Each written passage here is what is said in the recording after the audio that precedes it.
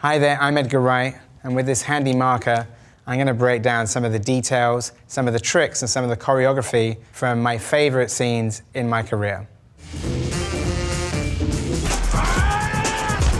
You're outside?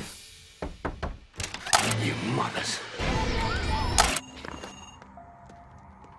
This is a scene from Spaced, the TV show that I made in 1999, and this is how I first worked with Simon Pegg, Jessica Hines, and Nick Frost. This is a payoff to this episode where they go out for a night in Camden. You set up earlier in the show that they have these telepathic gun battles, and they take down these thugs. Let them have it.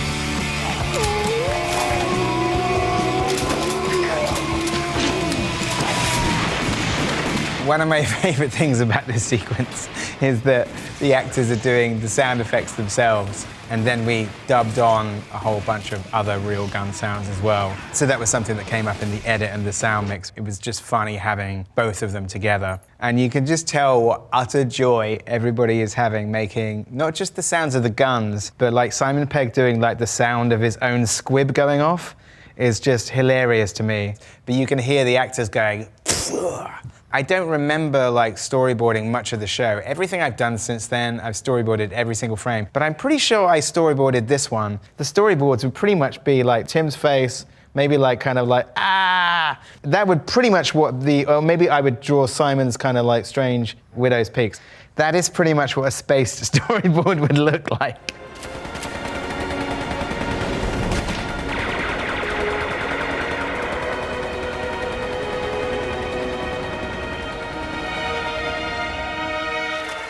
This shot is my favorite shot in the sequence because this actor, whose name is Alex Noodle, was just doing his like squirting throat and doing the noises for it. Top marks Alex Noodle for stealing the entire sequence with one cutaway.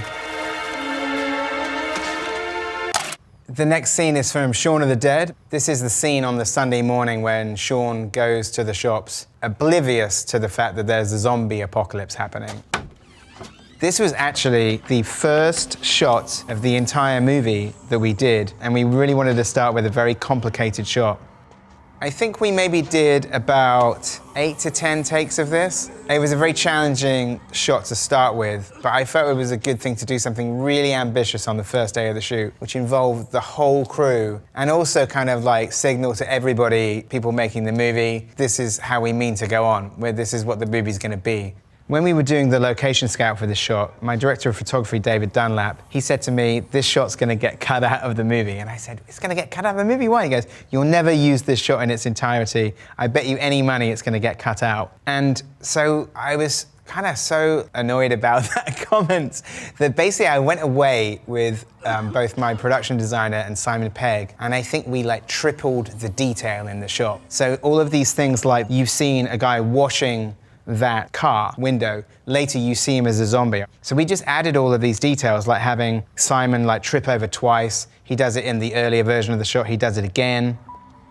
We have other gags like this jogger who you see earlier in the film running past, and now you see him running away in terror. This is actually Chris Dickens, the editor of the movie, making his cameo. I just didn't want this shot to be cut out, so I just kind of crammed it full of as much like sight gags and payoffs as possible. You also see earlier in the film, you see this road sweeper, and now you see his kind of discarded cart. You can't see this very well, but actually, this is Bub's Pizza, which is a reference to the amazing zombie in Day of the Dead, played by Howard Sherman. And when you're making a movie, like, if you have to make up businesses, it's always like, well, this is a great way to cram in lots of, like, film references. So this was our kind of, like, little tribute to George Romero's Day of the Dead.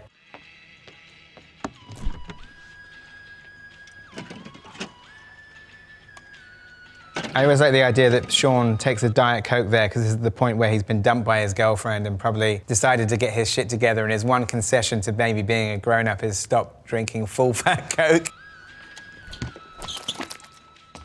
Simon Pegg is such an immensely skilled comic actor that he can fake a slip on some blood, which is not actually there. If you're trying to pick holes in the movie, when the shot continues, you can't see any blood on the floor. But I always thought Simon, like, sort of like faking a slip, which is not easy to do, is really, really great. So when you're shooting a shot like this, there's a whole army of PAs who are trying to stop people from walking into the shot and try and hold traffic. And some takes were ruined by people right at the end of the shot, like a drunk guy walked through at the end and went, "Ah, fuck yourselves," and like ruined an otherwise perfectly good take.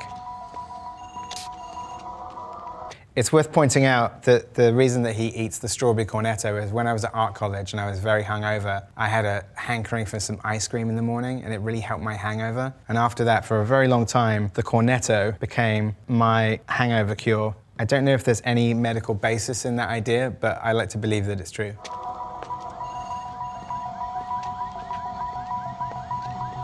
This was another late-breaking addition to the scene when the DP said that we were going to cut the shot out of the movie. He's going to walk past this door and say, "Let's put a dead body on the floor."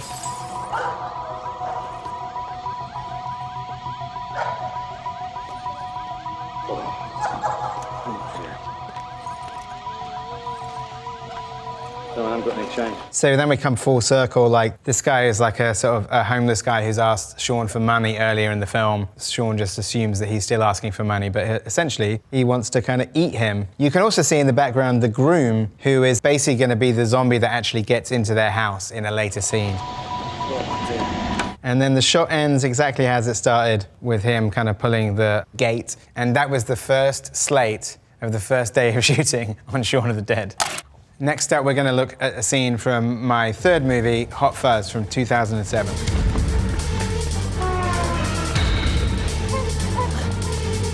Me and Simon are both from that area of the country in the southwest of England. I never intended to shoot it in my hometown because I was worried what they might think. And then as it happened, it was just ended up being the best place to shoot it. So I had the very strange and amazing experience of shooting this movie about like a corrupt neighborhood watch in my actual hometown.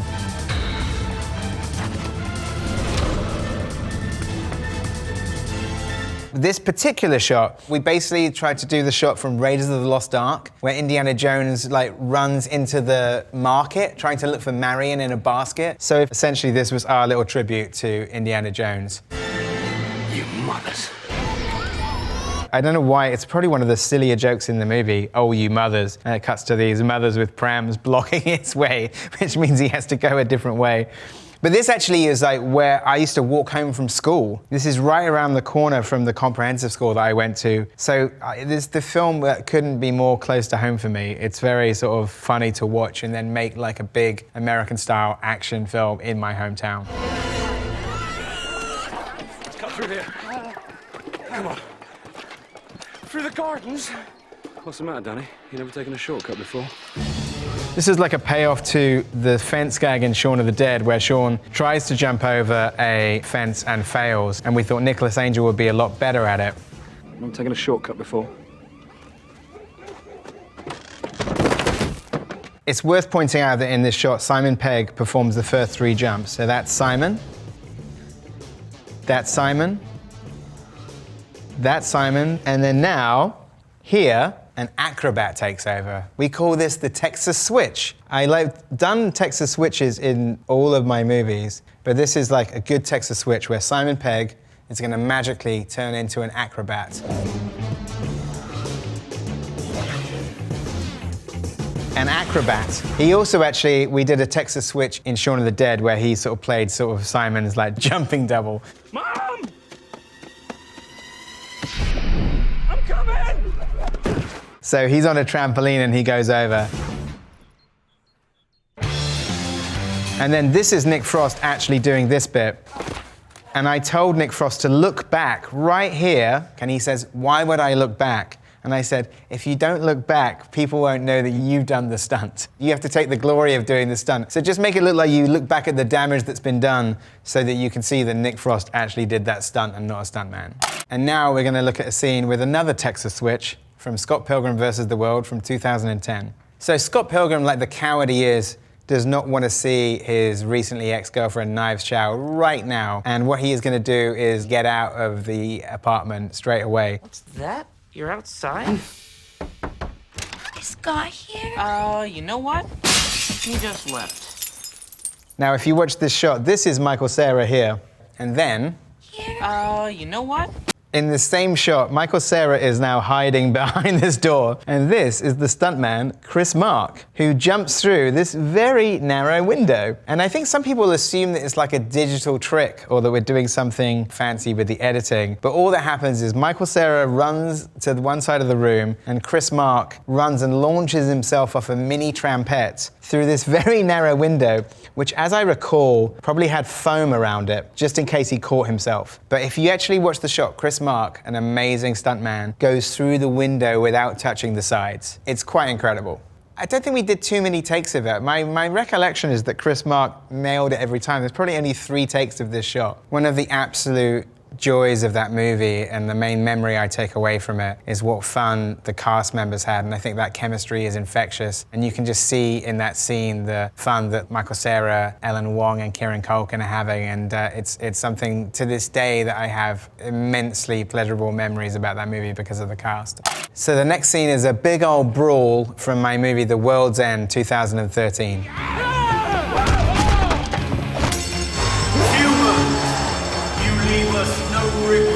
This is a scene in the movie in the kind of a pub called The Beehive, where our sort of middle-aged drinkers are trying to recreate this pub crawl from their youth and have stumbled onto an alien invasion. It's worth pointing out all of these stuntmen in the background are wearing these like LED goggles, and also they've got lights in their mouths, which when you shoot the scene in anamorphic, they kind of flare out in the background. And Pierce Brosnan here, I'm not sure that he definitely didn't have the goggles on, but we may have done a take where we made him put a light in his mouth. So I'd like to say apologies to Pierce Brosnan.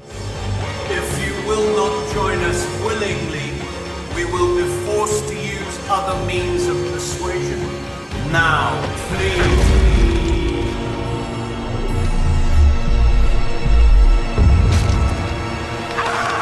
So this is a tribute here to Sammo Hung, the famous Hong Kong action star, the stunt coordinator who designed all of this action. Brad Allen passed away this year, like an amazing talent sort of taken from us too soon, and worked with Jackie Chan and had come from the Hong Kong School of Filmmaking. You've seen his work in other movies like the Kingsman series and more recently in Shang-Chi. But this is one of the many great scenes that he choreographed. I really knew that Nick Frost could do this action. So one of the real pleasures of The World's End is seeing Nick Frost let rip. I fucking hate this town!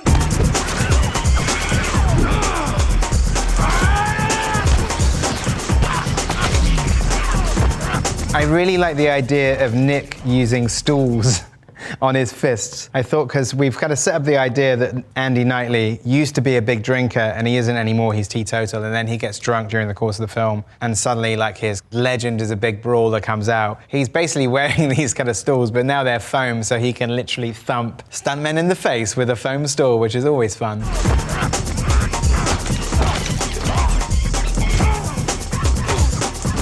So what you're seeing here is like a great kind of combination of practical stunts and digital effects, because this is a stuntman who's being pulled on a wire, and obviously in reality, his head is there. But the wizards at Double Negative, who did the digital effects, delete his head and also add this kind of like Lego stub at the top of the neck. I really like this idea that the blanks would like break apart like action figures, that all of their limbs and heads were all detachable.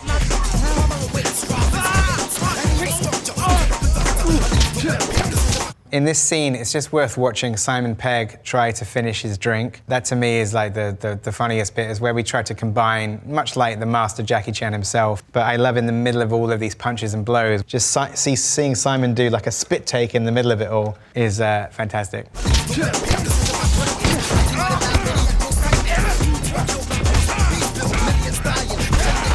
What me and Brad Allen would love doing is trying to make what look like continuous shots. And something like this going behind somebody's body is like a stitch. So this is where like you can cut from one section to another. But usually the stitch is to hide the next rig. So I think in this case, we had a stitch going behind the body, because in the next shot, the stuntman is going to go flying through the doors.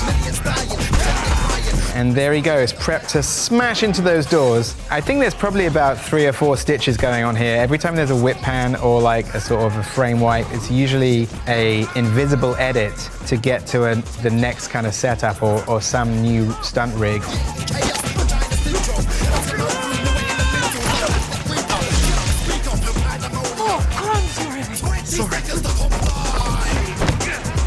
This is a little tribute here to Drunken Master 2. As I said, Brad Allen, he basically came up through Jackie Chan's stunt team, and we wanted to pay homage to Jackie, so this little bit of choreography is straight out of Jackie Chan's Drunken Master 2. I absolutely love Simon in this. He's just trying to finish his drink. This was a bit of business that one of the other fight coordinators, Damien Walters, came up with. Spilling your drink and then catching it again. And I remember seeing Damien Walters do this of like kind of throwing his drink and then catching the liquid. And I was like, wow, that's going to be one of those things that's going to take 200 takes to get on camera. But Simon, to his credit, he really wanted to get that gag in and he did it. So I just love seeing that the Gary King spills his drink and then catches the beer back in the same glass. So now we're going to have a look at my film from 2017. This is Baby Driver. This opening sequence, I basically wrote the entire thing to the song Bell Bottoms by the John Spencer Blues Explosion, and I started imagining a car chase to go with it. So I had this idea, what if it was a getaway driver that he had to listen to music the entire time? Bell bottom.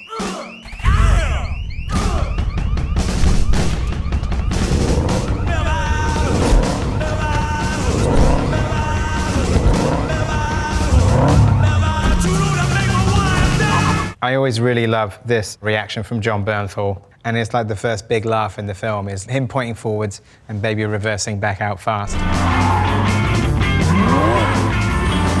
It has to be said that that is a truly monumental stunt. If you watch that shot again, it is incredible. And I remember Darren Prescott, the stunt coordinator, and driving in the car was Jeremy Fryer, who was like Baby's driving double. That idea of doing this kind of like big sort of 280 around a corner and then coming so close to camera. I remember when we had this take, like we all excitedly watched it back on the monitor over and over again. One of those stunts that you're thinking, oh my God, that looks so cool. It's such an incredible shot.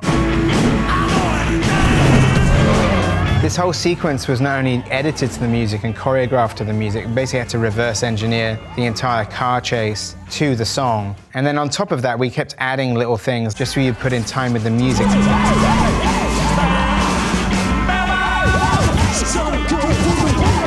Like, for example, we added some extra struts to these sequences.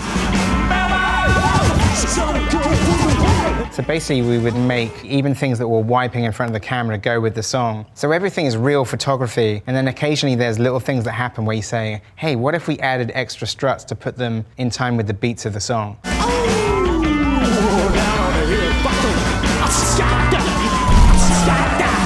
So we kept finding things that happen in the frame and then we'll put them in time with the music, like, so even this flare, which did actually happen in the real photography, and we decided to accentuate it all in time with the music.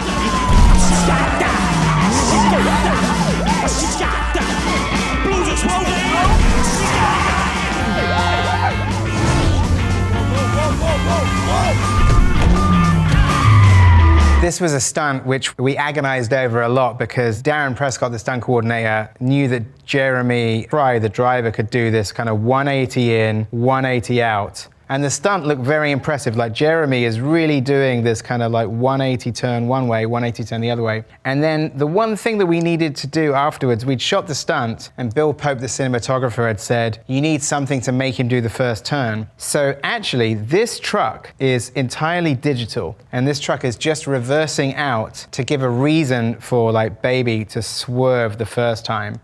And then this truck is reversing, that's really there. And so that gives him reason to swerve the other way. But it was like Bill Pope's clever idea to add an extra vehicle reversing to give a reason for Baby to do the first turn. What's also crazy about this sequence is, for people who live in Atlanta, the geography of his route is actually pretty dead on. In this first part of the chase, he's pretty much going in exactly the right order of streets. So I hope people in Atlanta, Georgia appreciate the fidelity to the geography. So now we have a clip from my new movie. This is Last Night in Soho. This is the first dream sequence in the movie where Eloise, played by Thomasin McKenzie, goes back to the 60s and appears to inhabit the body of Anya Taylor-Joy in her dreams. What's clever here is that Thomasin is actually really standing next to Anya Taylor-Joy. I thought it would be really bad if Thomasin was separate from Anya, because the whole point of the movie is that they have a connection in their dreams, and it was really important for the two actresses to be in the same shot. So what you're actually seeing here is like half a mirror. There's a mirror right here because obviously you can see Matt Smith's real reflection, and that's Matt Smith. On this side, there is a green screen behind Thomasin McKenzie so that she can be standing in like a hole in this set next to Anya Taylor-Joy. So everything that you're seeing here is real, except for this part where basically the wizards in the digital effects department, led by Tom Proctor from Double Negative, we have to shoot the reverse play of the nightclub and put it into this section here. So essentially it looks like one seamless shot. The bartender said I should get to know the handsome fella standing next to Cilla Black. You should. And you are? The next, Cilla Black. Are you now? Well, you know, she started out as a coach girl. She is actually standing there, so this is not something where we've shot Thomasin separately from Anya, and I think that really helps the performance. If that sounds complicated, even me describing it, then you're not alone. A lot of the crew members on the day were sort of going, wait, but how do we... And then when they see us kind of do a couple of takes, they say, ah, now I understand. This is a song by the Graham Bond Organization, their cover of Wade in the Water, which is one of the first songs that I thought of for this movie, and I would imagine this scene whenever I would hear the song. Long before I wrote the screenplay, I just would have a movie version of Synesthesia where I would imagine this scene happening. Now this shot here, a lot of people think that there's some nifty edits going in here, but in truth, this is one uninterrupted Steadicam take, but there's one little addition rather than a cut. There's this little bit here where Thomasin comes into it, which basically we did by repeating the Steadicam move at exactly the same place. But it's not a motion control shot because it's such a long Steadicam shot. Our amazing camera operator, Chris Baines, just basically repeated the same move. And the reason that it looks so slick is because the performers, Matt Smith, Anya Taylor-Joy, and Thomasin McKenzie, replicated their moves exactly. A lot of people are saying, wait, how did you do that? Is it motion control? Is it green screen? It's neither. It's basically having a absolutely shit-hot camera operator who can replicate the move. So basically we're like saving thousands and thousands of dollars by him being able to have the muscle memory of doing the same move. But now from this point on in the sequence, there are no cuts. What you're watching now is an uninterrupted take. So it's both simpler and more complicated than it appears, because basically what you're watching is a succession of Texas switches. Anya Taylor-Joy and Thomasin McKenzie are basically switching places. There's nothing more to it than that. It's just like amazing choreography, like an amazing Steadicam shot.